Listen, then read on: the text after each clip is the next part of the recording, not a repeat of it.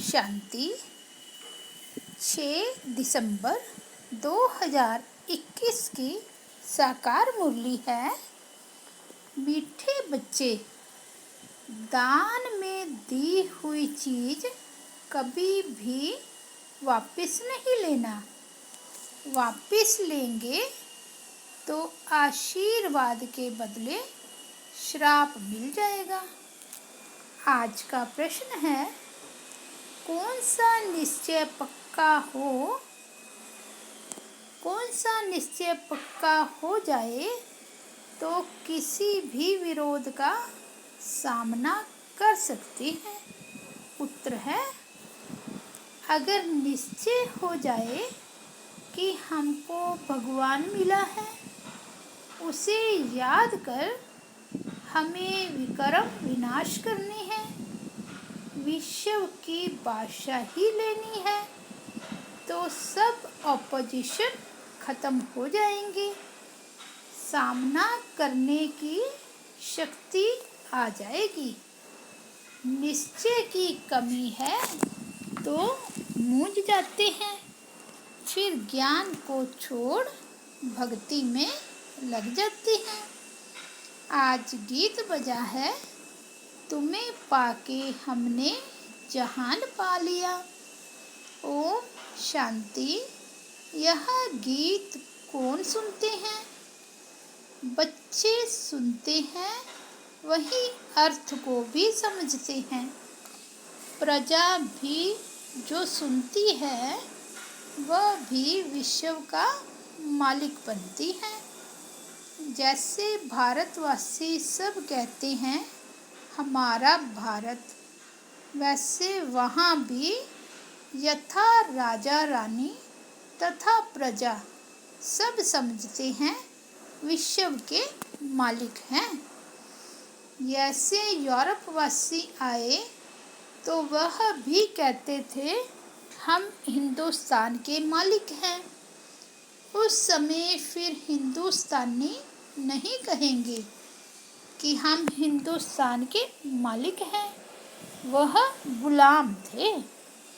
राजाई सारी उन्हों के हाथ में थी। फिर हमारा राज्य भाग्य रावण ने छीना। अभी हमको अपना राज्य चाहिए। यह पराया राज्य है। गाया भी जाता है, दूर देश के रहने वाले, अब तुम अपना राज्य ले रहे हो। तुम कोई के लिए लड़ते नहीं हो, अपने लिए ही तुम सब कुछ करते हो। वह सेना लड़ती है अपने प्रेसिडेंट व प्राइम मिनिस्टर के लिए। बड़े आदमी तो वह बनते हैं ना, उनको नशा अच्छा रहता है। फिर भी अभी कहते हैं ना भारत हमारा है, परंतु भारतवासियों को यह पता नहीं है कि यह कोई हमारा राज्य नहीं है। यह रावण का राज्य है जिसमें हम रह रहे हैं। राम राज्य में ऐसे नहीं कहेंगे कि यह पराया है। अभी भारत पर रावण का पूरा राज्य है। राम का राज्य था, देवताओं का राज्य था, अभी नहीं है। तुम जानते हो 5000 वर्ष के बाद हम राज्य ले रहे हैं। किससे? परमात्मा बाप से। राम अक्षर कहने से लोग मूंझते हैं, इसलिए बेहद का बाप कहना ठीक है। बाप अक्षर बहुत मीठा है। बाप ही वर्षा याद दिलाते हैं। एक बाप के सिवाय और सब कुछ भूल जाना है। हम आत्माएं बाप से वर्षा ले रही हैं। बाप आकर तुमको आत्म अभिमानी बनाते हैं। हम आत्मा हैं। आत्मा कितनी छोटी महीन है। उसमें 84 जन्मों का पाठ भरा हुआ है। यह मोटी बुद्धि वाले मनुष्य नहीं जानते हैं, न समझा सकते हैं। बाबा से वर्षा ले रहे हैं, कितना सहज है, परंतु माया भुला देती है। इसलिए बच्चों को मेहनत करनी पड़ती है। इसमें कोई हथियार बारूद की बात नहीं, ना कोई ड्रिल आदि सीखनी है, ना कोई शास्त्र आदि उठाना है। सिर्फ बाबा को याद करना है। बाप जो सुनाते हैं वह धारण करना है। हम अपना राज्य भाग्य ले रहे हैं। जैसे नाटक में एक्टर पार्ट बजाकर फिर कपड़े बदली कर अपने घर जाते हैं, वैसे तुम्हारी बुद्धि में भी है कि अब नाटक पूरा होने वाला है, अब अशरीरी बनकर घर जाना है। हम हर 5000 वर्ष के बाद पार्ट बजाते हैं। आधा कल्प राज्य करते, आधा कल्प गुलाम बन जाते। बच्चों को कोई जास्ती तकलीफ नहीं देते हैं। बुद्धि में सिर्फ याद रहनी चाहिए। पुरुषार्थ कर जितना हो सके यह भूलना नहीं चाहिए। अब नाटक पूरा होता है, बाकी थोड़ा समय है, हमको जाना है। ऐसे ऐसे अपने साथ बातें करते करते तुम पावन बन वापस चले जाएंगे। हर एक बच्चा जान सकता है कि मैं बाबा को कितना याद करता हूँ। चाहे कोई चार्ट लिखे या ना लिखे, परंतु बुद्धि में तो यह रहता है ना। तो सारे दिन में हमने क्या क्या किया। जैसे व्यापारी लोग अपनी मुरादी संभालते हैं रात्रि को, यह भी व्यापार है।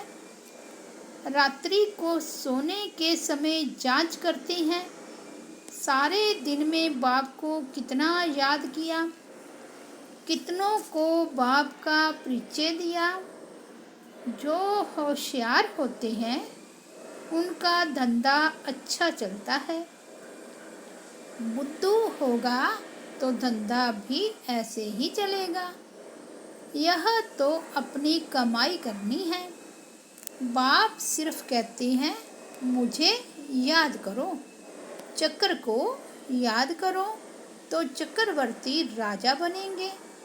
इसमें टू मच आशाएं नहीं होनी चाहिए।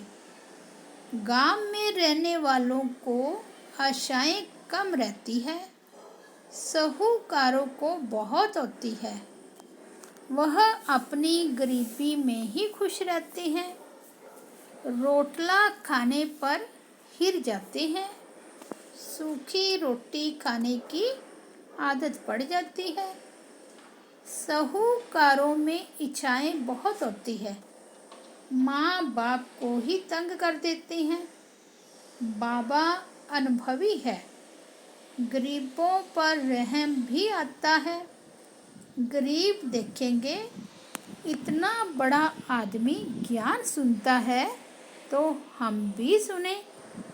चित्र तो बाबा ने बहुत बनवाए हैं। कोई कहते हैं हमको सर्विस चाहिए, बाबा कहते हैं पहले तुम होशियार बनो फिर सर्विस पर जाओ।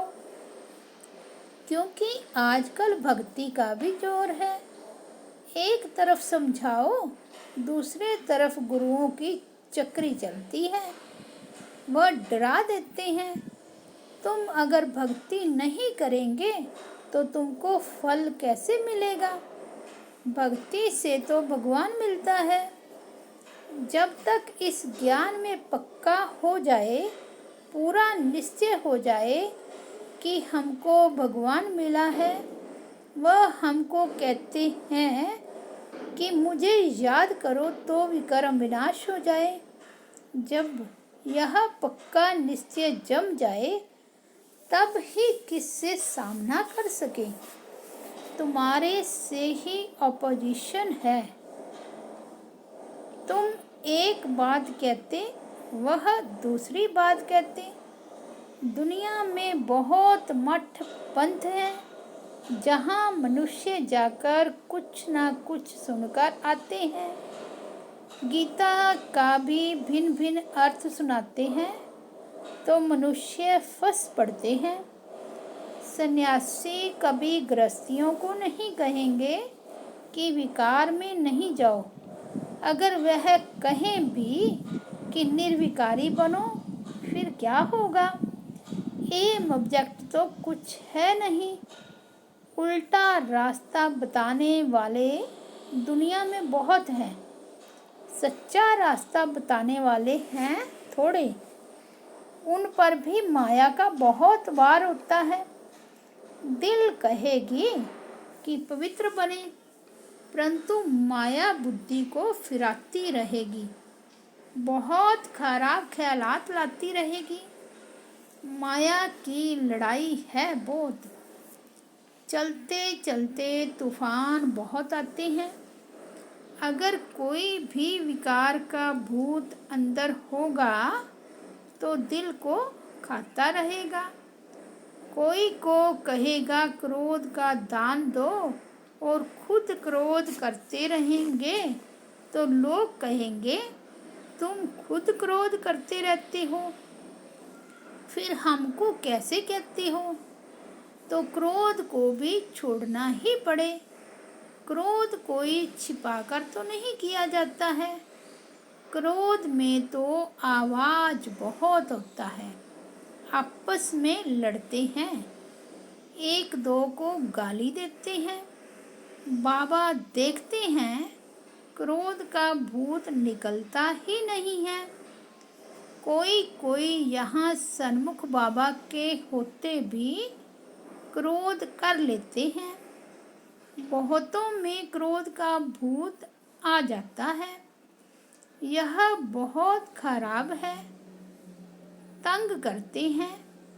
बाबा तो फिर प्यार से समझाते हैं, अगर नाम बदनाम करेंगे तो फिर पद भी भ्रष्ट कर देंगे।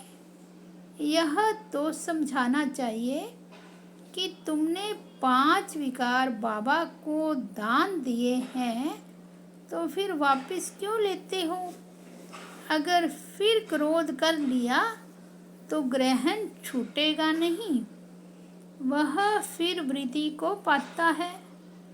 बाप की आशीर्वाद के बदले श्राप मिल जाता है, क्योंकि बाप के साथ धर्मराज भी है। यह भी ड्रामा में नूंद है। क्रोध करना यह भी पाप है। जिनमें 5 विकार हैं उनको पाप आत्मा कहा जाता है। सतयुग में है सब पुण्य आत्मा, वहाँ कोई पाप नहीं करते। अभी जन्म जन्मांतर के पापों का बोझ सिर पर बहुत है। पहले योग बल से कट करना है। माया बड़ी खराब है। लोभ बहुतों में है। कपड़े का, जूते का, पाई पैसे की बात का लोभ है तो झूठ बोलते रहते हैं। यह सब लोभ की निशानियां हैं। यहाँ तो सब कुछ मिलता है, बाहर में तो घर घर में खिटखिट लगी हुई है। संग भी बहुत खराब है।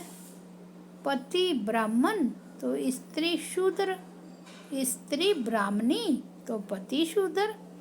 घर में ही हंस और बगले बहुत खिटपिट रहती हैं। अपने को शांत रखने की युक्ति रखनी होती है। घर भर छोड़ना भी बाबा अलाउ नहीं करते। ऐसे बहुत आश्रम हैं जहाँ बाल बच्चों सहित जाकर रहते हैं। फिर खिटपिट तो सब जगह होती होगी। शांति कहाँ भी नहीं है। सच्ची सच्ची शांति, सुख, पवित्रता 21 जन्मों के लिए तुम बच्चों को अब मिल रही है। ऐसी मत और कोई दे ना सके। बाबा कहते हैं, मैं कितना दूर देश से आता हूँ सर्विस करने। तुमको भी सर्विस करनी है। प्रदर्शनी मेले में बहुत नहीं समझ सकते। भल गवर्नर ओपनिंग करते हैं, परंतु यह थोड़े ही बुद्धि में आता है कि इन्हों को परमात्मा पढ़ाते हैं ब्रह्मा द्वारा, जिससे विश्व का वर्षा मिलता है। सिर्फ कहते हैं अच्छा है। माताएं अच्छा कर्तव्य कर रही हैं, श्रेष्ठाचारी बना रही हैं। भल यह भी लिखते हैं कि मैं मानता हूँ कि गीता भगवान ने गाई है। लिख दिया, परंतु बुद्धि में थोड़े ही बैठता है। न पुरुषार्थ चलता है समझने का। तुम्हारी बुद्धि में है कि शिव बाबा ब्रह्मा द्वारा कहते हैं कि मुझे याद करो, तो तुम यह लक्ष्मी नारायण बनेंगे। यह पैगाम सबको सुनाना है। तुम पैगंबर के बच्चे हो और जो भी आते हैं वह धर्म संस्थापक हैं। तुम सबको ये मैसेज सुनाओ कि बाबा स्वर्ग नई दुनिया की स्थापना कर रही हैं। बाबा कहते हैं, अगर तुम मुझे याद करेंगे और पवित्र रहेंगे तो तुम भी स्वर्ग के मालिक बन जाएंगे। घड़ी घड़ी यह ख्यालात चलने चाहिए। कच्ची अवस्था होने के कारण धंधे धोरी में जाते हैं तो सब कुछ भूल जाता है। फिर जो कुछ महावाक्य सुनते हैं वह भी व्यर्थ नहीं जाते हैं। एक एक रतन कम नहीं है। एक रतन भी स्वर्ग का मालिक बना सकता है। गाते भी हैं, भारत हमारा बहुत ऊंच देश है। तुम जानते हो हमारा भारत जो स्वर्ग था वह अब नरक बना है। अब फिर बाबा कहते हैं, मामे कम याद करो तो स्वर्ग तो विक्रम विनाश होंगे। प्रजा तो ढेर बनती जाती है, वृद्धि भी होती रहती है, सेंटर्स खुलते ही रहते हैं। बाप भी कहते हैं, गांव में जाकर सर्विस करो। ऐसे बहुत गांव हैं जहां मिलकर क्लास करते हैं, फिर बाबा को पत्र लिखते हैं। तुम बच्चों का काम है ब्राह्मण धर्म को बढ़ाना, ताकि सब मनुष्य देवता बन जाए।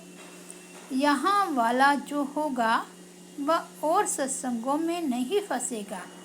यहाँ मुख्य बात है पवित्रता की। इस पर ही बाप बच्चों के, स्त्री पुरुष के, पुरुष स्त्री के दुश्मन बन जाते हैं। गवर्नमेंट भी कहती है ये क्या करते, ये क्यों होता है, परंतु धर्म में इंटरफियर तो कर नहीं सकते। सब राज्य तो स्थापन कर ही लेंगे। पहले जो लड़ाई लगी है और इसमें दिन रात का फर्क है। यह बम्स आदि पहले नहीं थे। तुम जानते हो हमारे राज्य में लड़ाई का नाम निशान भी नहीं होगा। सतयुग त्रेता सुख, द्वापर कलयुग दुख। नई दुनिया और पुरानी दुनिया, दुनिया एक ही है, सिर्फ नई और पुरानी बनती है। अब पुरानी दुनिया विनाश हो, नई बनने वाली है। यह पुरानी दुनिया अब कोई काम की नहीं रही है, फिर नई दुनिया चाहिए। दिल्ली में कितने बार नए महल बने होंगे। जो आते हैं वे तोड़ फोड़ कर फिर अपना नया बनाते हैं यादगार के लिए। जब बड़ी लड़ाई लगेगी तो यह सब टूट फूट जाएंगे। फिर नई दुनिया में नए महल बनेंगे। फिर जितना जो पढ़ेगा उतना ऊंच पद पाएगा। कोई अच्छा पढ़ते हैं, कोई कम। यह तो चलता रहता है। तुम बच्चे यह पक्का याद रखो कि हमने अब 84 जन्म पूरे किए हैं। अब हमको घर जाना है। यह पुराना शरीर छोड़ हम अपने घर जाएं। ऐसी पक्की अवस्था हो जाए फिर और क्या चाहिए। ऐसी अवस्था में कोई शरीर भी छोड़े तो बहुत ऊंच कुल में जन्म लेंगे। अच्छा, मीठे मीठे सिकिलदे बच्चों प्रति माता पिता बाप दादा का याद प्यार और गुड मॉर्निंग। रूहानी बाप की रूहानी बच्चों को नमस्ते। हम रूहानी बच्चों की रूहानी बाप दादा को याद प्यार गुड मॉर्निंग और नमस्ते।